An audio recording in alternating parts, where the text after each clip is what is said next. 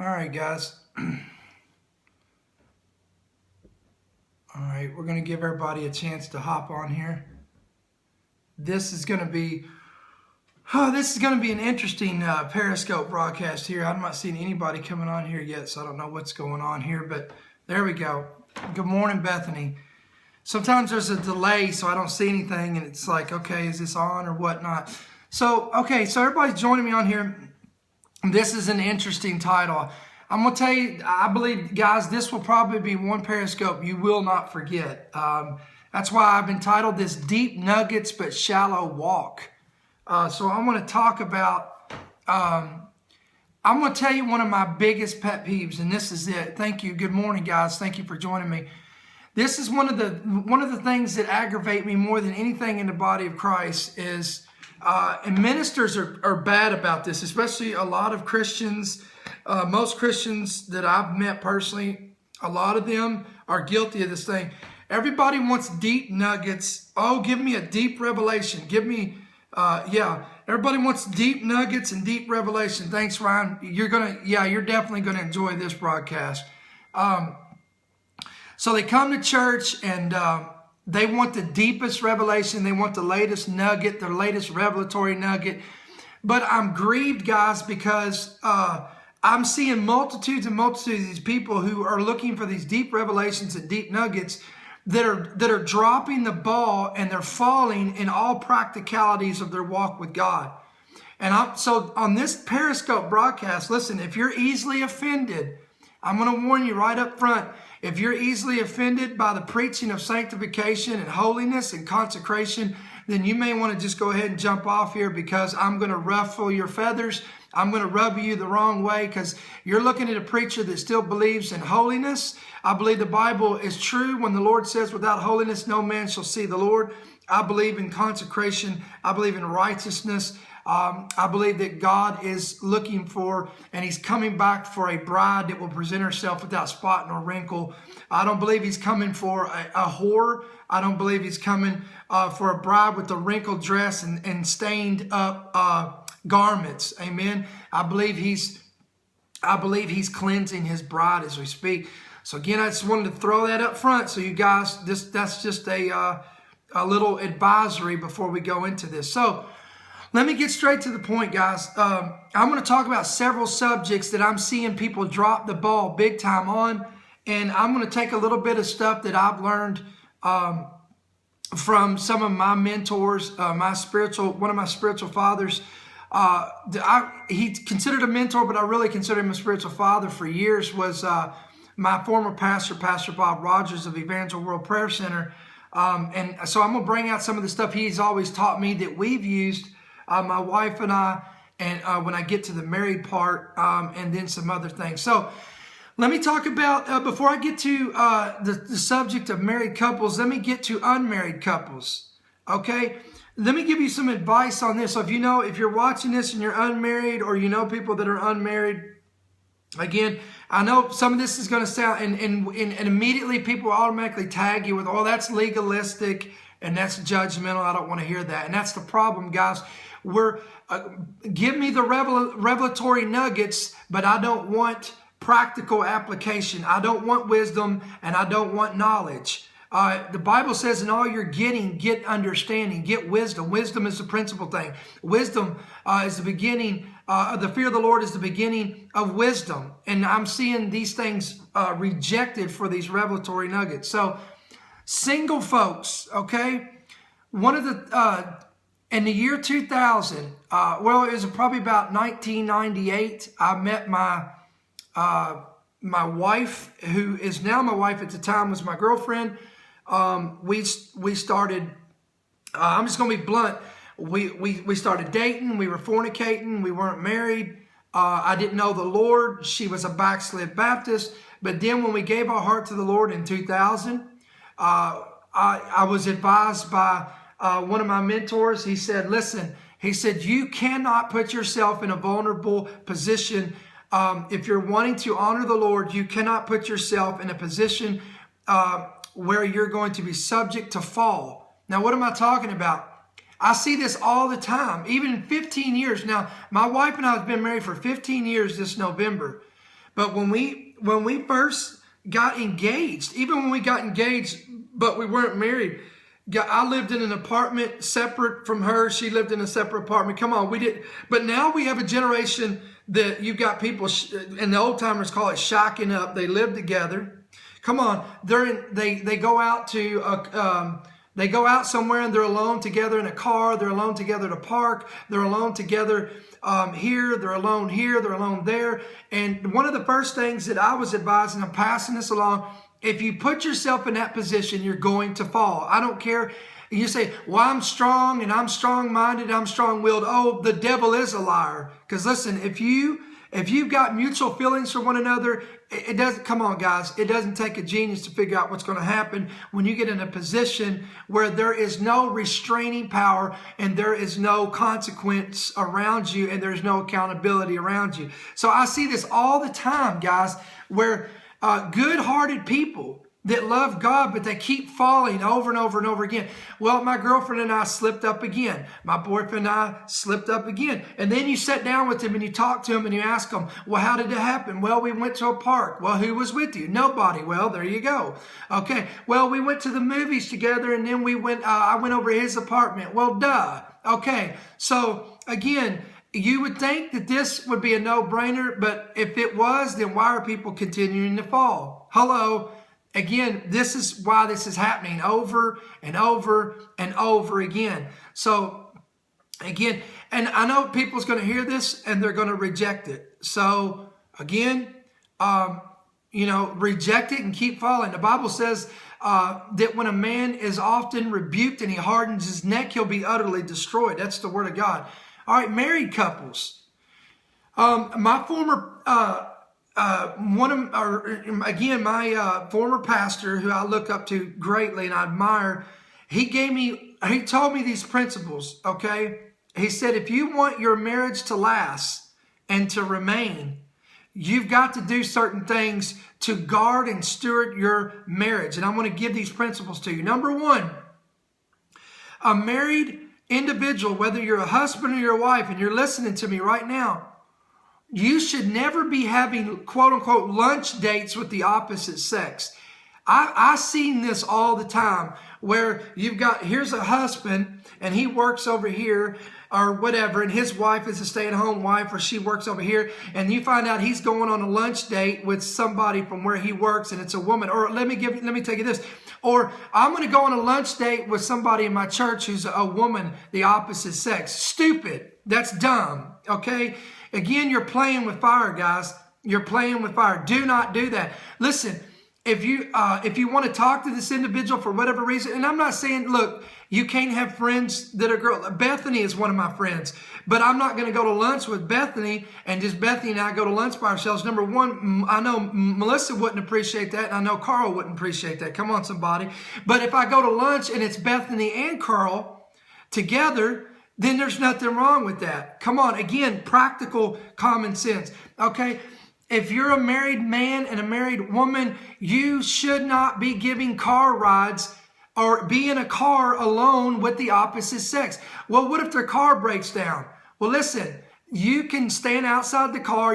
Listen, everybody's got a cell phone now. That we ain't in the days of where there's a pay phone. Well, let me go inside. You got a quarter. We'll use a pay phone and call somebody, call a tow truck. Come on. We've all got cell phones now. This is why a lot of times, back in the old days when somebody would break down the side of the road, you would want to help them out. But nowadays, when they're broke down the side of the road, you look, they're already on their cell phone calling AAA, or they're calling somebody to help them, a family member, or whatever. Come on, times have changed. There's no necessity to be in a vehicle. I disagree. If you can't control your urges in a meeting like that, it's a deeper issue. Okay, well, then, again, I'm just trying to give you practical wisdom. So you can do what you want, but I know I've heard countless stories of people that they said the same thing. I don't need this. I'm strong. I can do this. And then next thing you know, 6 months down the road, guess what? That individual falls. And they said, well, I don't know how that happened. Again, it's the little foxes that spoil the vine, guys. Okay, texting and calling married people. Listen, if you're my friend And let's say you're one of my friends that are a guy. Do I really need your wife's phone number to call and text all the time? Listen, now I want to say this. I do. Some of my best friends, I have their wife's number on a text in case I had to get a hold of them in an emergency or whatever. But each time, and they will verify this, each time I try to get a hold of them, I always tell them, make sure you tell so-and-so the reason why I texted was to try to get a hold of them. Come on, somebody. So again, if I am married, why do I need to be texting your wife? Hello? Or why do I need to be texting this single girlfriend or single friend or whatever, this single individual? Why do I need to be calling them or, so on and so forth? Okay, Facebook. Why do you need to be doing private Facebook chats with somebody who's not your wife or your husband? Again, you're playing with fire. Now, guys, listen. I've had the enemies come and try to attack me in these areas. I had some old girlfriends that years ago, I got private chats, private Facebook chats, this and that, private messages and so on and so forth. And I found myself talking to them for a second. All of a sudden, man, I'm telling the Holy Ghost, like, what are you doing? And then I immediately told my wife, I said, so-and-so contacted me. And they said, well, we're going to nip that in the bud. Again, so I'm telling you, man, the enemy knows how to get your attention and he knows what to do. Listen, I've always said this. When you're single, you can't find anybody. Come on, can I get an amen on this? Listen, if you're single and you try to find a date or try to find someone, it's like it's impossible. It's like everybody's married. Nobody's, you cannot find anybody. But I'm telling you, the second you get married, within a week after you get married, I'm telling you, you'll get, somebody will come up to you and try to give you their number. Someone will try to message you. You'll meet somebody on the corner and they're trying to get back with you. An old girlfriend, an old boyfriend. Come on. The devil is a liar. Again, he knows how to push your buttons and he knows how to tempt you. Okay. Now here's another one. I had a good friend back in Indianapolis. He was going through a marital problem. With him and his wife. So they decided to go to counseling together. Hey, Joe, how you doing, buddy? So they decided to go to counseling together, and he wasn't able to make the sessions. So because of his work schedule. So here's a man in this church that they did not go to. They went to a whole different church. I don't know why this was, but they went to a whole separate church to get counseling. And there was a man counseling my buddy's wife alone in the office. And he told me this. I said, whoa. I said, buddy, and I said, brother, that's not right. And he said, what do you mean? I said, that man should not be counseling your wife in private behind a closed door. And my friend said, that's what I told my wife. And when she went back and told the counselor, here's what the counselor said. Do you not see I have degrees in theology and I'm so-and-so and this is my position? And my buddy's like me. He's very bold. And he says, I don't care how many degrees you got. You're still a man and this is still a woman and anybody's vulnerable to attack. Come on, somebody. Again, I see this stuff over and over and over again. My former pastor, again, he had his office was complete glass all the way around. In his office, it was completely open. You could see everything that he was doing in there. When he was on the phone, whatever, it was completely open. When he counseled women in the sanctuary, he would do it up front in the church, but he would have people around him. He never did anything in private. Come on. Because why? Because he knew this. Okay? And again, these are some very practical tips, guys. And you say, well, why are you talking about this? Again, everybody wants a deep nugget. Everybody, oh, give me those deep nuggets, preacher. Look, you got people that left already because they was hoping I'd give them a deep revelation, but they're not using any practical instruction. Okay. All right. Let me talk to all the women. Oh, here, I'm gonna get some women mad here a second, but come on. Some of you, I think some of you ladies will amen me on this. But listen, whatever happened to, dress, please, for the love of God, dress for the occasion that you're going. If you're coming to church, please don't dress like the whore of Babylon mentioned in the book of Revelation. Don't dress like the woman riding the beast that we read about in the book of Revelation. Hello. I see this constantly. Listen, I went to a women's conference because I had to go up there for some reason. I walked into this conference, and I'm telling you, I looked around the room, and it's like, my God, what in the world? These women were just, I'm telling you, it was bad, guys, bad. And I've got some buddies that really, we talk about this because, listen, guys, it's a proven fact. Guys are attracted by sight. Women are more attracted by emotion. So again, now, listen, if you're a woman and you're on the altar team and you're praying for people and you're an intercessor, for the love of God, please go home and change if you just worked out. Please change before you come and be on the altar laying hands on people. Please don't be up there in yoga pants and all this other stuff. I see this all the time, and I'm like, really? Again, I know this is going to ruffle some feathers, but I'm telling you, man, I'm old school. I may be 38 years old, but I'm telling you, sometimes I think I came from the wrong era, because when I read about some of the reformers and the old time preachers, I would rather lean on, listen, I'm just going to be honest with you. I would rather lean on more being legalistic than I would be being so free that you're causing people to stumble. I'm just saying, that's just me. I know people's going to disagree with that. Listen, I'm not going to, come on, guys. We're not talking about makeup and jewelry and all that stuff. I'm not, I don't believe that that's really an issue. Now, some people will disagree with me on that. But again, I'm talking about things that's going to cause people to stumble, okay? Now, here's another one, okay? If I didn't lose people on that one, I'll lose people on this one. Social drinking. Oh, Lord, he's going to talk about social drinking. Yep. Listen.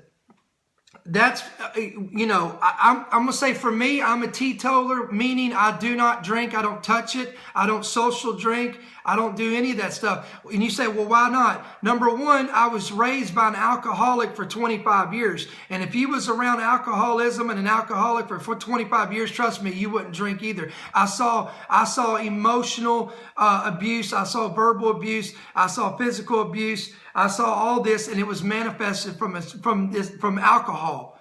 And I've, people said this all the time, and I'll say it again. I've never heard anyone, I've yet to find one person say, my life was terrible and it was horrific until the day I started drinking and everything got better. Never have I heard that. It's always been the opposite. It's always been, my life was going good, this, that, and I started drinking, and then it derailed again. And I don't have time I'm not going to plow into this thing for 3 hours on the whole, basis of this. But number one, let me give you some practicalities of this. Why do I condemn social drinking? Ready? Number one, it causes babes in Christ to stumble. Let me say that again. I condemn social drinking because, and you may say, listen, Paul said, yeah, you have liberty, but not all things are lawful. So if you think you have the liberty to have a social drink, fine. Here you are at the restaurant having a social drink, and here comes a babe in Christ who knows you in the church, and they just gave their heart to the Lord, and they see you over there drinking. Automatically you can cause them to stumble. Or let's say they got a problem with drinking, and now you have just given them a license to stumble. What am I trying to say, guys? It's not about you. It's about others. Paul said that if whatever I eat, if I drink, or whatever I do, if it causes my brother to stumble, I won't do it. And the New Testament says it's a sin. So again, exactly. I've always said if you've got the Holy Ghost, you don't need drinking. Come on. There's no high like the Most High. It's a replacement. Okay? I smoked weed for years before I got saved, and now I don't need weed. I don't need marijuana smoke. I just need the Holy Ghost. That's all I need, and He's more than enough for me. So, number one, it will cause babes in Christ to stumble. Number two, it destroys your witness. What kind of witness do you think you're going to have when you're over there looking like the world, acting like the world, and indulging in, the king's delicacies and the king's wine, just like the world? Number three, ready? It brings a reproach to the body of Christ and your church. Let me say that again. It brings a reproach to the body of Christ. You know why people don't go to church, guys? Because here's what you hear all the time. I don't go to church because church is full of hypocrites. And you know where they get this stuff? From compromising Christians that live no different than the world. They act like the world. They talk like the world. They drink like the world. They smoke like the world. Come on, they beat their wives like the world. They abuse their children like the world. They cheat on their wives and they cheat on their husbands like the world. There's no difference. Jesus said, you're the salt of the earth, but if you lose your savor, you're good for nothing but to be thrown out into the street, but be trampled on by men. He said, you are the light of the world, and let your light so shine among men that they may see your works and glorify the Father which is in heaven. Now you think you're going to, you think, so if your works is doing this stuff, you think it's going to glorify the Father which is in heaven? Absolutely not, guys. So you're bringing a reproach to the body of Christ and your church. I mean, how horrible would it be if I found out somebody said, you know, I was going to go to Brother Ricky's church, but I saw Brother Ricky drinking at Tumbleweed down the road, and he was just putting down some beers, and I actually contemplated on going to his church, but when I saw him doing that, I realized that he's a hypocrite, and they must condone all this stuff, so I don't need that. Come on, guys. So you can bring a reproach to your church and bring a bad name to your church, okay? Again, and this goes for a lot of things, guys. Think about, the Apostle Paul said to focus on others above yourself. Put them above you. In other words, let's bring it down to a lower standard of practicality here. Let's say I'm going to use my brother Ryan. I know he's on here. So let's say I have Ryan over my house and we're watching a movie, and all of a sudden I turn on a movie that has something in the movie that may be a weakness to him and cause him to stumble. Well, if I repeat, and he's like, whoa, man, I can't watch this because, you know, my standards, and I just can't do this. And I ignore him and I continue to watch that. I am guilty of causing that man to stumble. So again, and this goes for music, it goes for movies, it goes for our lifestyle, it's everything. Guys, I'm telling you, tell me I'm not in the book. It's in there. It's in the New Testament. Paul talks about this. Okay? Okay? And then, let me give you a personal testimony. I remember years ago, I was in a cell group. Now, that's like a home group, Bible study. You know, people come over to you. They have different terminologies for these things.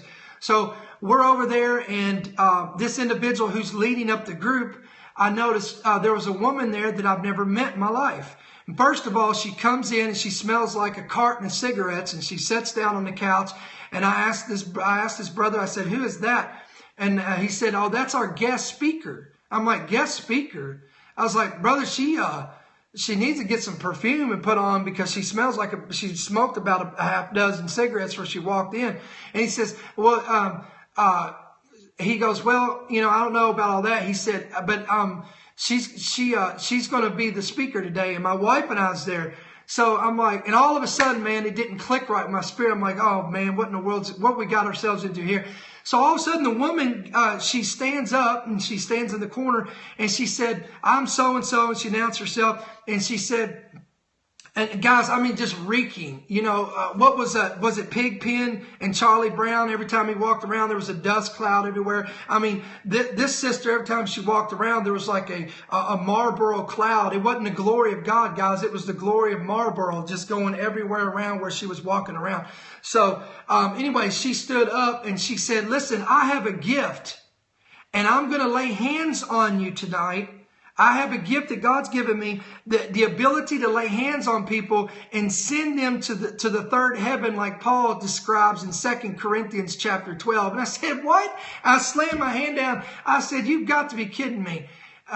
And my wife looked at me and she said, that woman is not laying hands on me. And she goes, I'm going to let you know that right now. And I said, oh, brother. And, so, you know, I didn't want to be rude and disrupt everything. So I just sat there, but I was getting nervous because I knew, and you got to know my wife, man, she's black and white, bold. There's no filter. She's straight up.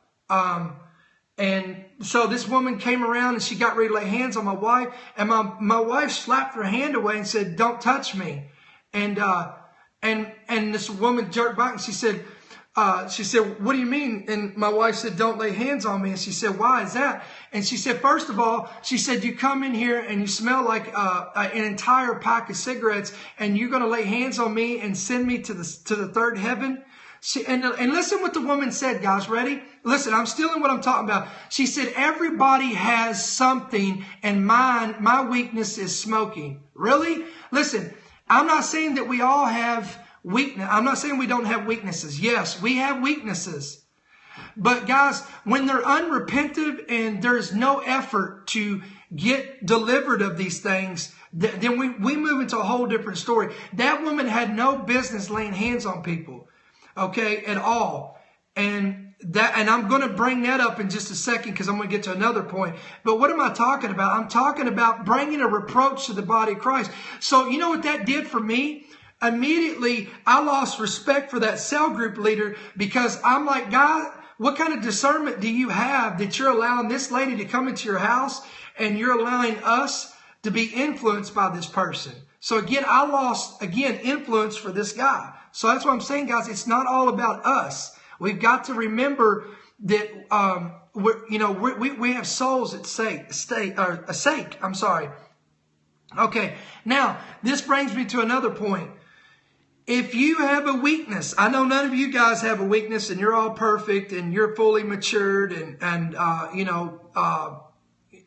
somehow you're remaining here on earth because you haven't floated away with your halo. But for most of us who do have weaknesses, and I'll admit I do have a weakness, I know what my weaknesses are. One of them, I'll be honest with you, one of them is traffic. Traffic is a huge weakness for me. Which really is, when I say traffic is a weakness for me, if I wanted to be honest with myself, I would peel the onion off of that and say that patience is probably the underlying key. Because if you have no patience, then most likely you're not going to do well in traffic. Hello, preach, I'm going to. Okay, so now listen, if you have personal weaknesses, it would be smart to avoid places where you can stumble. Let me say that again. If you have weaknesses, personal weaknesses, please use common sense and avoid places that you're going to stumble. Listen, if you were delivered out of drinking, it's a no-brainer that you don't need to be going to a bar or a club.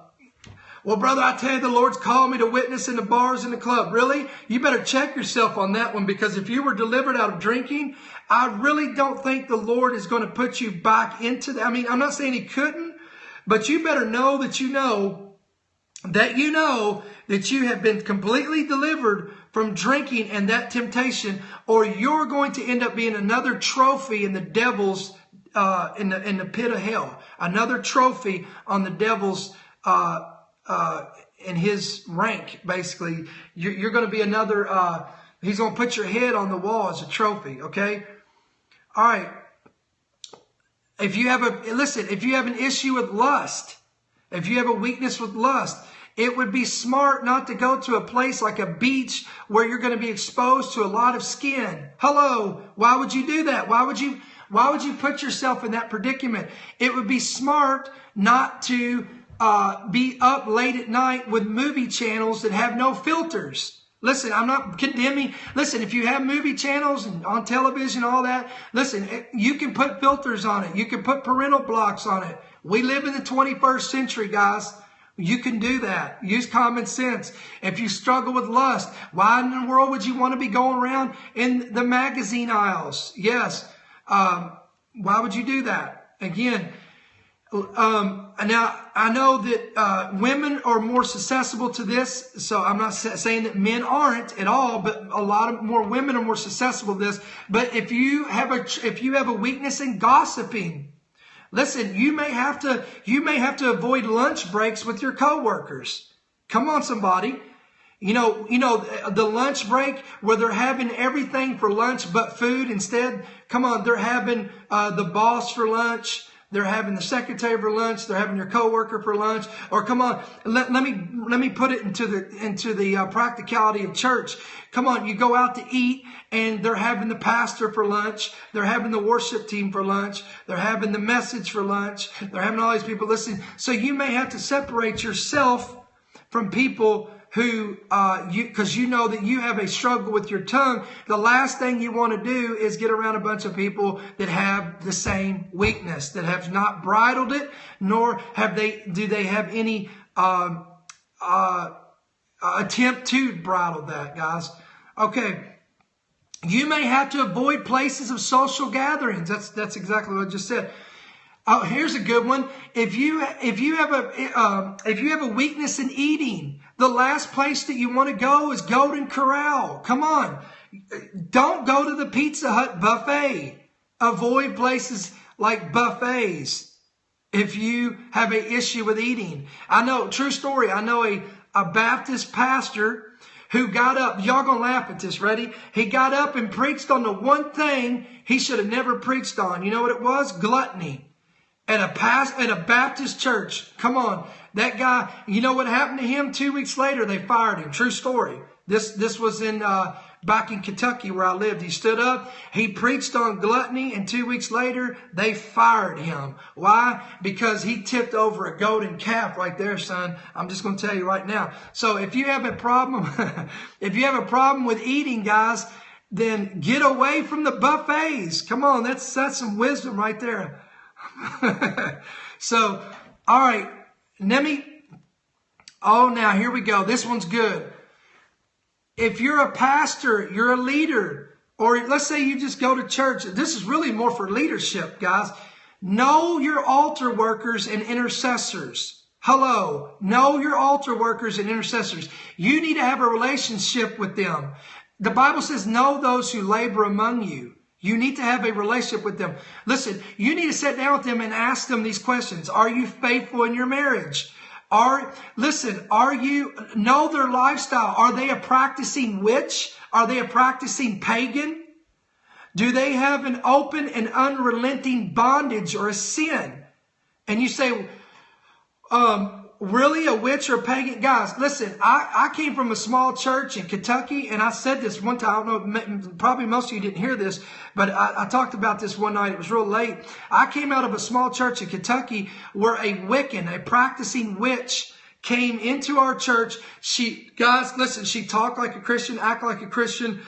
She was the most lovable person in the whole church, but she was a practicing Wiccan, which is a form of witchcraft. She wormed her way into the church, and because the pastor didn't do some of the principles that I talked about being alone with another woman, she caused the pastor to fall into adultery and has split the whole church. Again, know those who labor among you. We've got witches laying hands on people. We've got pagans laying hands on people. We've got people with bondages laying hands on people. Unrepented. I'm not saying that, listen, again, we have struggles. We're not talking about that. Even Paul talked about a struggle with the flesh and the spirit. He goes back and forth. And listen, you can get deliverance over these things if you're actively seeking it. But we're talking about unrepented. There is no repentance, open repentance, and no desire to be set free from these things, and they're willfully doing this. Come on, they're laying hands on people on the altar and then going outside and and firing up the cigarettes, or smoking the pipe, or doing whatever, God only knows what, and there is no active, willful pursuit of holiness, sanctification, consecration, guys. So again, we need to know. I've seen this in churches, guys. So again, I've seen this firsthand where I'm like, my God, really? These people are laying hands on people? And I could tell a lot of stories on that, but I'm going to move on from that. Okay, let me give some advice to younger ministers and younger servants of the Lord. Surround yourself with older, more wiser leaders and seasoned men and women of God. Listen, if you're in your 20s, don't surround yourself with people that are all in your 20s. If you're 18, 17, 19, don't surround yourself with people the same age. Come on, I call it the us four no more syndrome. You need, when I first got saved, I was 23 years old. And a lot of my friends, guys, that I hung around with were people in their 30s and 40s. Why? I'm going to tell you two reasons. Number one, I wanted to glean from people with wisdom. I wanted to glean around with people that were seasoned in the Lord, that went through some battles, that slew the lions and the bears. and the giants and the Goliaths. Come on. I wanted to get around people that had victory. And I didn't want to get around people that were on the same level. And number two, most of the people that were my age in their 20s that were so immature that I couldn't stand being around them, because I wanted to go in deeper into the Lord. I wanted to go I wanted my relationship with God to go on a deeper level. And I noticed a lot of people my own age back then they were not interested in that. They were just interested in all this foolish, silly stuff. So again, maturity is not based on age, guys, but it's based on maturity in the spirit. So again, surround yourself with people of wisdom, and people of that are seasoned in the Lord. Okay, listen, guys. If you're a minister of the gospel and you're a man, please do not surround yourself with women. That just bothers me. When I see a man of God and his whole entourage is women, or I see a woman of God, her whole entourage is men. What? That's first of all, again, that's appearance of evil. It looks terrible. Number two, you're setting yourself up for failure. You're setting yourself up to fall. You're setting yourself up for a lot of stuff, guys, that you don't want. You're playing with fire. Again, if you're a man of God, do not surround yourself with an entourage of women. And I've seen this happen in ministries. Or if you're a woman of God, don't surround yourself with an entourage of men. You know, it's all men and you're the only woman, or it's all women and you're the only man. Again, that's not good, guys, at all. Okay, we should all have accountability partners or a partner. Let me say that again. Every one of us should have accountability. Ask yourself this: who's my accountability partner? My number one accountability partner is my wife. She knows me better than anybody else in the world. We've been married for 15 years.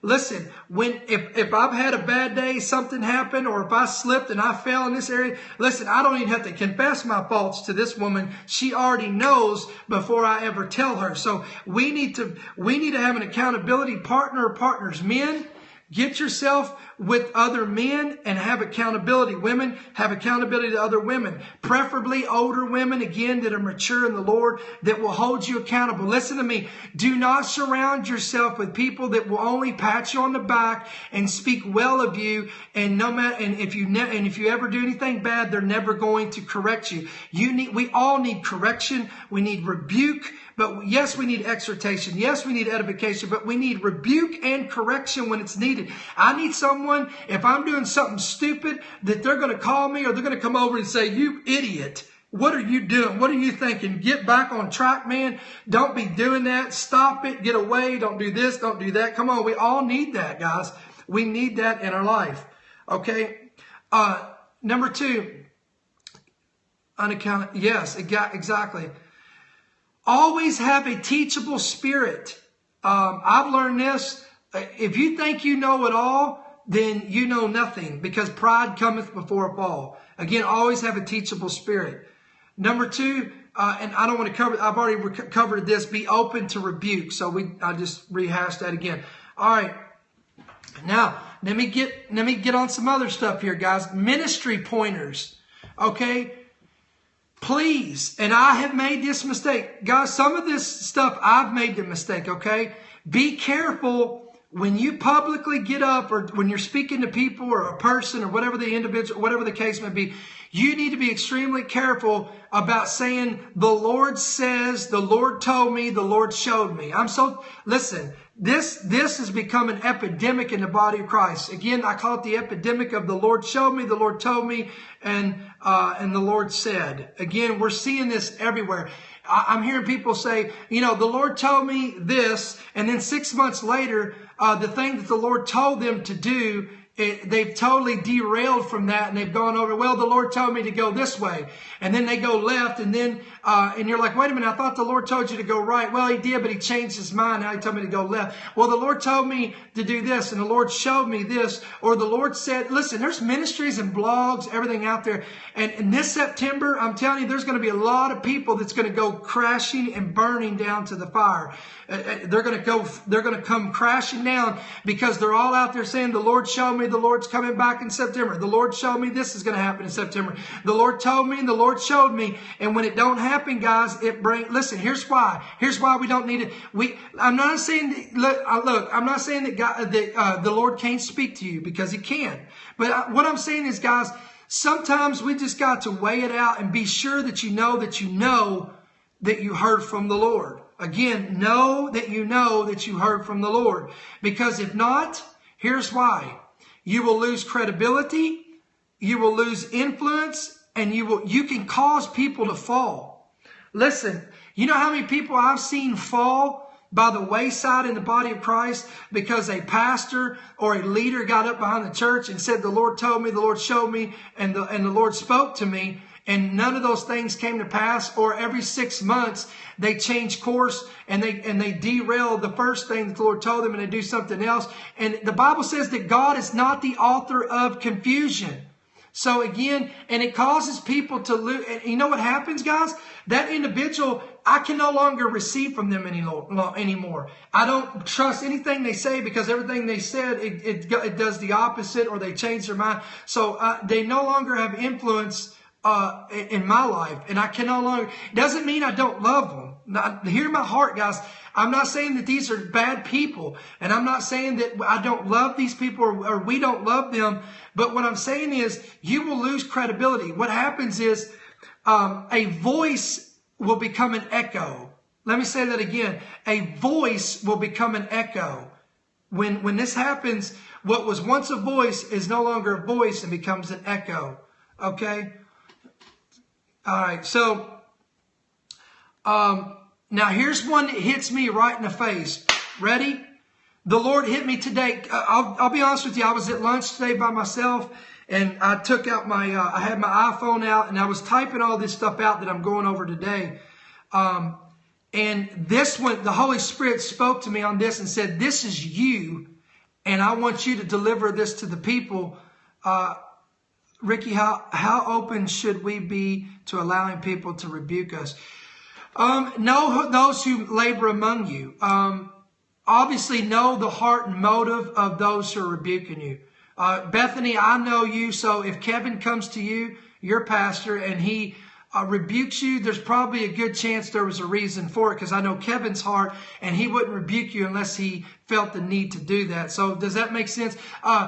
Ryan Lestrange had an awesome teaching the other day. He said, if you don't have a relationship and you've not labored over a region or over a person or over a body, then you have no authority to rebuke them or speak correction in their life. Guys, that is awesome. I was like, man, that's good stuff, and it really stuck in my spirit. Again, and that's Bible, guys, because Paul had a relationship with the churches and the pastors in the New Testament, preferably the one in Corinthians, when he said, shall I bring love or shall I bring a rod when I come? And that talks about correction, because he had a relationship with those people. Therefore, he could rebuke them and he could correct them. So but you see people, yes, people try to rebuke with that relationship all the time, guys. And you know what? I don't listen to them, because I'm like, you don't know me and you have no idea what's going on. Listen. Oh man, thank you, Holy Spirit. Guys, listen, I talked to an individual the other day. This guy is, he has a big ministry, and I'm not going to mention his name or his ministry, but we have become friends over the last about 8 months now, and we will talk privately. But this guy is, he believes in sensationalism. He doesn't believe, he believes that miracles have ceased, signs and wonders have ceased. He doesn't believe in that. But listen to this, guys. He has opened up to me. Like, he began to share stuff with me that actually broke my heart. I mean, this guy's been hurt. He's been, there's been a lot of things happen in his life. And here's what I've discovered. We will never know. Can you go back to what you were saying about your lunch? Yes, I will. I haven't forgot. Listen, I go on rabbit trails all the time, guys, but most of the time, if you know me, I always get back on track. That's why I've got notes in front of me to keep me steered. But you never know what people are going through. And this guy he's been going through a lot of stuff, guys.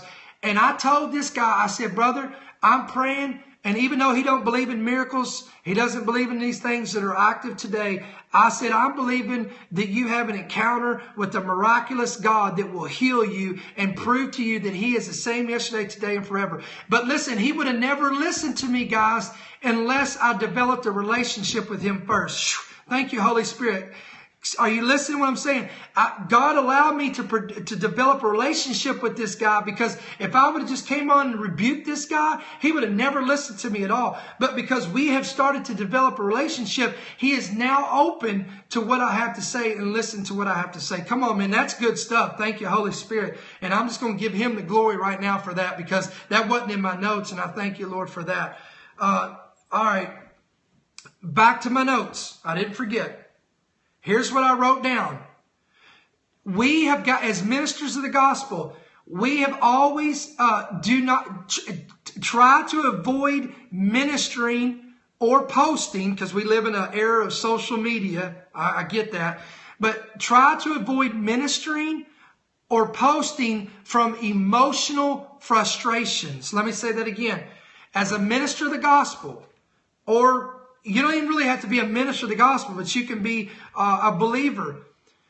Try, if even Paul said, if possible, try to make peace with all men. He says, if possible. So in other words, with some people, it's not possible. So I believe this is possible, but it's very difficult. I'm going to tell you, for me, I'm with the last name Scapero, that's Italian. If you know anything about Italians, one thing that we're known for is hot tempers. When I wasn't saved, guys, I had a hot temper. I spoke my mind, and I didn't back down. I was bold. But, you know, the Lord knew what he was doing when he saved me, because he uses my same personality. Now I'm bold, but he's trying to give me wisdom on how to be bold. But let me say that again. As ministers or a minister of the gospel, try to minister or post outside of emotional frustration. I am guilty of this, guys. Because and this happened to me the other day. A situation happened, and everybody wanted to hear my response from it. Well, I was already fired up anyway, because I was getting all kinds of hate mail, getting all kinds of people were blasting me, this, that, and this. And some of y'all remember this. And I got up and I said, "You bunch of hypocrites," because it was about everybody was. It was about the money thing, with where Franklin Graham, the Charlotte Observer, came out and revealed that he was making $880,000 a year. And when I posted this on End Time Headlines, I had all these people saying, "Oh, I can't believe you posted that. And this is a man of God. And you should take this down immediately." And I called them a bunch of hypocrites, because if it was somebody they didn't like, come on, somebody like Joel Osteen, Creflo Dollar, any of these guys that we can name, Joyce Meyer, whatever, if it was any of those individuals, they would immediately said amen, and they would have shouted me down, and they would have praised me. But it was because it was somebody they liked. Instead, they came against me. So I was, let me say this, I was justified by what I said, but my attitude, when I came off, when I was done with that message, I'm telling you, man, I heard the Holy Spirit said, "Are you happy now?" And I said, "What do you mean? Are you happy now?" And I said, "Well, Lord, I believe I was right on this." And he says, "You were right." He said, he said, "What you said was right, but your delivery was wrong." And I said, "Explain to me, Lord." He said, about 1/3 of that was truth, and 3/4, and the other, and the rest of it was emotionalism, and it was frustration, and it was heard in your voice. And I'm telling you, man, listen, the Lord took me to the woodshed on this stuff. So I'm saying I'm just as accessible to this stuff as you guys. Okay. I don't want to, Jojo Dawson. I don't know if he's still on here, but he was on here. Brother, if you're on here, and he may not be, I know he's busy. But man, he ministered the other day, and he was saying some stuff, and it hit me right between the eyes, guys. Like, you know, when we get up and we preach on certain things, are we doing what we're preaching? You know, if we get up and preach on prayer, are we in prayer like we preach on? We get up and preach about fasting. Are we fasting? If we get up and preach on certain things, are we walking these things out, guys? Again, it's a heart check. Okay, so, all right. Oh, this is a good one. Ready? I'm almost done, guys. I've got 4 more points. I don't want to keep you on here too long. Don't, guys, people do this all the time. And I've been guilty of this. Don't go to church don't always go to church looking for a word for yourself. Whoa, I can't believe you said that. Let me say it again. Please don't do this. Don't go to church every time looking for a word for yourself. Why? Because you should be in the word already. Let me say that again. You should be in the word already. So here, and you say, why not? Tell me, explain to me why. Good, I will. Because if you go, especially when you know there's a prophet in the house, come on. And I know Jason is on here, and I consider him a real prophet. But listen, and I know that people, they'll want to befriend Jason just so they can get a word. Oh, I gotta be friends with Jason because I gotta get my word. And listen, that's sad because they should be in the word, and the word should be in them. That's what John says. If any man abides in me and my word in him, the same shall bear much fruit. They'll be my disciples, and they'll know the truth, and the truth shall set them free. Because here's why. You set yourself up for frustration and failure. You know why? Because here you are. Oh my God, I'm going to get a word tonight. I'm going to get a word tonight. So you go to church expecting to get your word, and so you didn't get in the Bible all day. You didn't get in your prayer closet. You didn't get in the word, and you never got a word for yourself. So you go that night expecting to get a word, but that night, the prophet or the pastor or whoever's giving the word out of knowledge or whatever the case may be, they never even point you out. They don't even look your way. So now you've done lost the victory because you're mad at them and you're mad at God because you didn't get your word. And then you come home and you get in your Bible and the Lord says, this is where I've been trying to get you all day, dummy. Come on, somebody. So you know what I've discovered? When I come not expecting to get a word is when I get a word. Oh, let me say it again. When I come not expecting a word, but just when I just come to celebrate Jesus. Come on, does anybody go to the house of the Lord? David said, I was glad when they said unto me, let us go into the house of the Lord. Does anybody ever go into the house of the Lord with any other motive but to get in his presence? Come on, how rude would it be that the only time I ever wanted to get around my dad was when I wanted to get something from him, but I never wanted to crawl up into his lap and just love on him and hug on him and have a relationship with him. Does anybody ever go to church anymore just to praise him, just to worship him, just to get into his presence? But it seems like we always go to church with some kind of ulterior motives. If I could just go to the church and get a word, if I can just go to the church, come on, I'm on the praise team. And if I go to church, even though I don't want to go to church, but I know if I go to church, they'll put me on the platform and everybody will look at me, even though my heart's not here, but I just want to get on the spotlight and get on the platform and get everybody to look at me. Or you may come and say, I don't really feel like going to church. Come on, but I just want to go for the fellowship. Listen, if that's our case, then our motives are wrong, guys. So I'm trying to help you out. Don't go to church for the sole purpose of seeking a word for yourself. Because I've been guilty of this. I've been, especially when you go to a place where there's a pastor, a true pastor of the house, and he's ministering a word. And I've recognized when you go to a house, a church where it's structured with the pastor, the prophet, the teacher, the evangelist, and the apostle, when the pastor, a lot of times the pastor will give a word of exhortation, edification, and many times you will hear that, if you've been there 2 years, 3 years, 4 years, 5 years, many times you'll hear that same word preached maybe 2 or 3 times. And you're like, man, I've heard this so many times. One time I did that. I heard the word preached, and the Lord rebuked me. And he said, when did it ever become about you? And I said, what do you mean, Lord? He said, look around. I looked around. He said, see all these new faces? I said, yeah, Lord. He said, they've never heard that, but you have. He said, so you need to be respectful for them. And I said, oh man, I was like, oh Lord, I'm sorry. And I had to repent for that. So again, it's not all about us. Remember that song? It's all about you. It's all about you, Jesus. It's not about me. Guys, again, it's not about us. It's about him.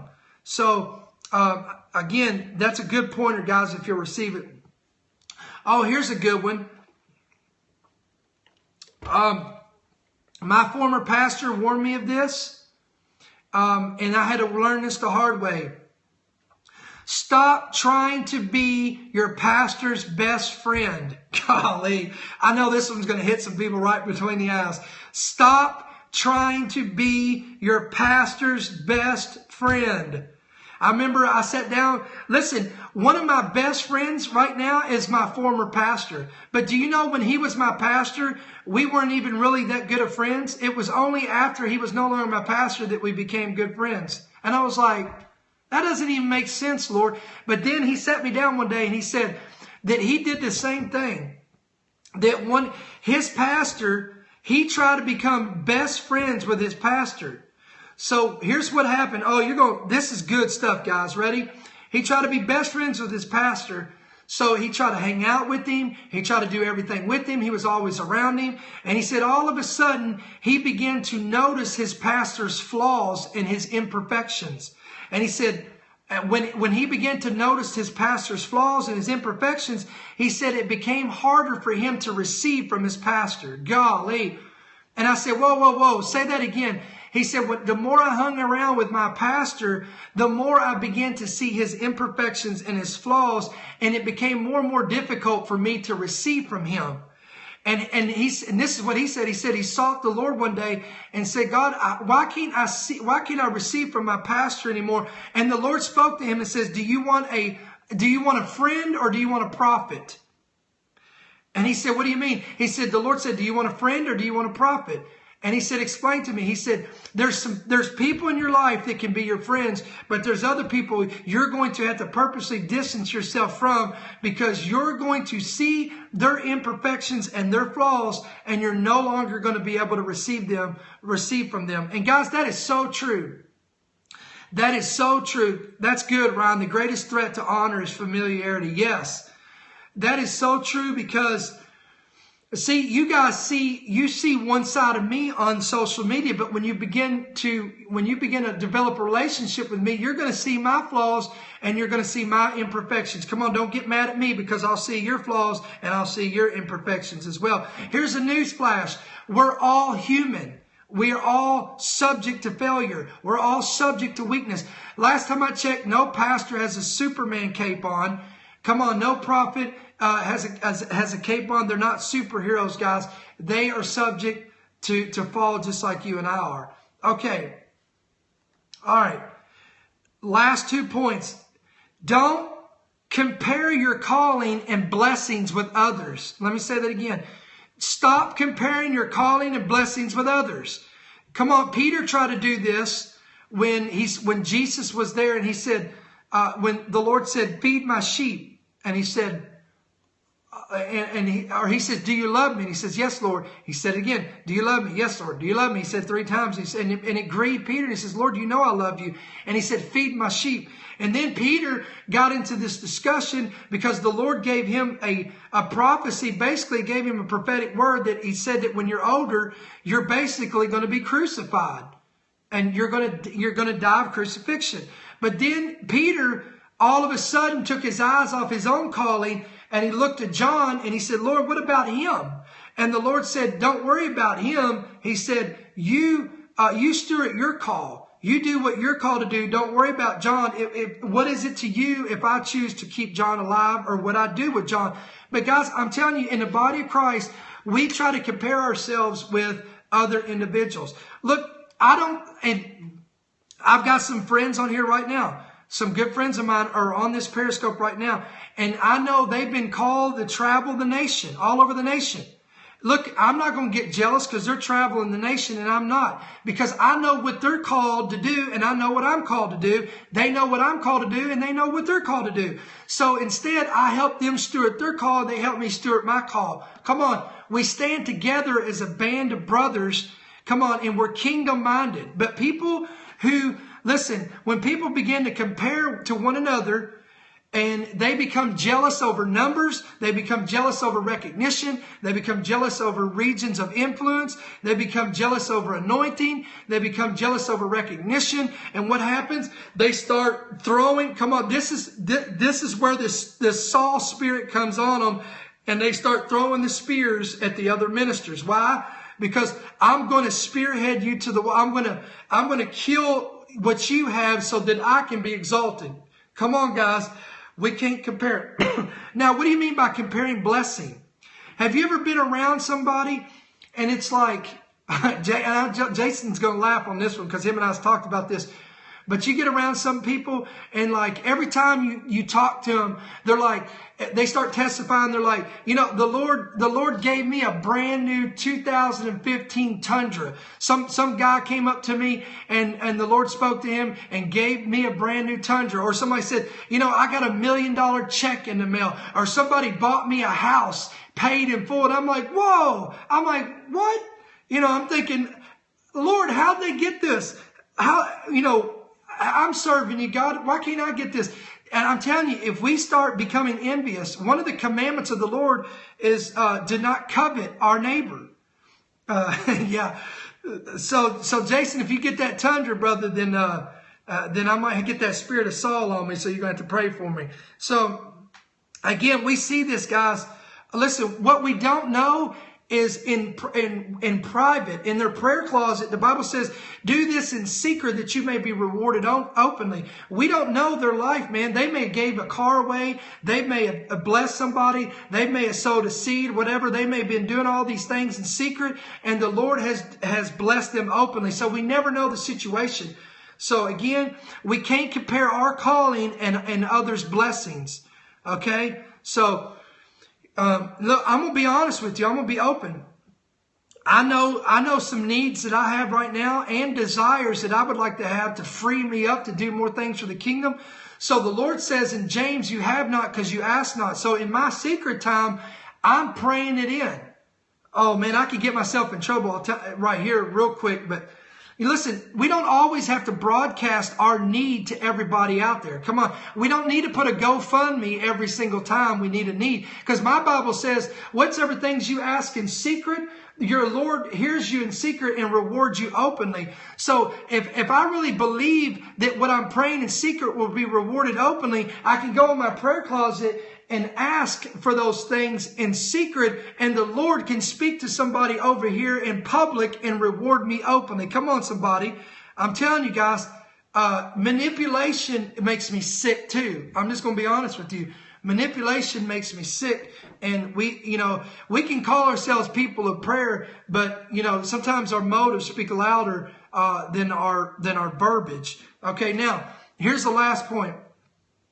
If we allow distractions to remain in our midst, they will become weights. The Lord says, lay aside every sin and every weight that so easily besets us while we run this race. That's what the book of Hebrews says. So we have to search ourselves out, guys.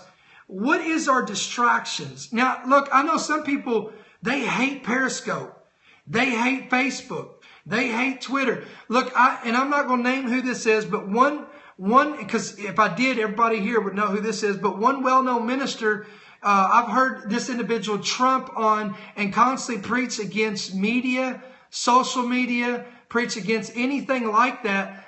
Yet this individual has a Facebook page, has a Twitter account, and I see their stuff on YouTube. So it makes me like, wait a minute. So you're preaching against YouTube, preaching against Twitter, preaching against Facebook, but yet your ministry's on these things. So it doesn't make much sense to me. I'm not understanding here. So again, can these things be bad? Yes. Facebook can be bad. Periscope can be bad. So, but guys, it's all about, discipline. Old timers say, my God, if you got a TV in your house, you're going to split hell wide open. Okay? Listen, that's ridiculous because, listen, I pray one day that I'm on Christian television. I know now we bash all Christian television networks, but, and it's amazing because do you know how many souls you could reach if you're on Christian television? So not all television is evil. Not all computers are evil. Not all social networks are evil, guys. Thank God. Listen, if it wasn't for social media, End Time Headlines wouldn't even be here. You wouldn't even be listening to this right now if it wasn't for social media. So I thank God for social media. But listen, if it becomes a bondage to you, then yes, Jesus said if your hand causes you to sin, cut it off and cast it from you. It's, you know what I'm saying? So again, guys, use practical truth here. Use practicality and common sense. Okay? If whatever the case may be, guys, whatever is the distraction to you, you need to cut it off because the days are short. What is your motive? If you're always scrolling through social media to try to find out what the latest fad is, and keeping up with the Kardashians and what Caitlyn Jenner's doing, come on somebody, or this and that, then yeah, that's stupid. Again, it's fruitless. There's no gain in that, and it's a distraction. Yeah, gossip or gospel. Come on, man. So again, so this is all I got, guys. Again, these are a lot of practical points. I know this wasn't, so I'm hoping that people will use these practicalities. So next time, again, I know these wasn't deep revelation nuggets. Everybody wants a revelation nugget, but they don't want to have practicality. Listen, your character will always take you farther than your gift. This has been said over and over again. Your character, what I just shared with you today, it will build your character and not so much your, oh, this is good. Thank you, Holy Spirit. This will build your character, but protect your gift. Let me say that again. This will build your character, but it will protect your gift. See, we got a lot of people that they're not trying to build their character, so they're not really protecting their gift. Their gift is vulnerable because people are discrediting them because they have all these flaws in their character, because they're not stewarding their character. They're not guarding. The Bible says, guard your heart with all diligence, for out of it comes the issues of life. And we're not doing that, guys. So again, I hope this has been a blessing. Lots of what you preach I need to hear. Thank you. Thank you, Kelly. That's good to hear. Again, pass this on. You can share this. I'm going to try to put this on YouTube as well. So again, God bless you guys. I'll be back on here tonight. And unless something breaking news happens or whatever, I'll be back on here tonight. And I'm going to try to give you our news and headlines from a prophetic perspective regarding our Friday headlines. So again, love you guys. Thank you. Thank you, Ryan. Thank you for all you guys who joined me. I appreciate the support. Hey, guys, pray for Jason Armstrong and Kevin Siegel. They're up there in Columbia, Kentucky at the Cornfield Revival. They're going to be praying over the state of Kentucky and making an appeal to heaven. We need to join them. Yes. We need to, and I told Jason, make sure you guys try to Periscope that so we can join with them, because I want to share it. We're going to get everybody on here, and we're going to join and make an appeal to heaven for Kentucky. Because, guys, Kentucky needs it. Yes, they're going to the Capitol tomorrow. Right there at Remnant Fire. That's Jason Armstrong. If you're not following him, then you need to. Follow Bethany right there at Bethany Smith. Follow Ryan. If he comes up here again, you'll see his handle on there too. Follow these guys. Man, because these guys are, they're shaking the kingdom. They're doing great exploits for the kingdom of heaven. But again, Kentucky needs revival, guys. There he is right there, Ryan B. Johnson, 278. Love you, man. So God bless you guys. Share this again. I think a lot of people need to hear this. Real practical stuff. That's how I know I'm getting old too, because I'm trying to give people wisdom. I know when we're young, we don't think we need all that, but now I'm like, oh man, oh Lord, I've officially moved into that state. So again, we love you guys. Thank you for your support. Thank you for your prayers. I'll be back tonight. God bless.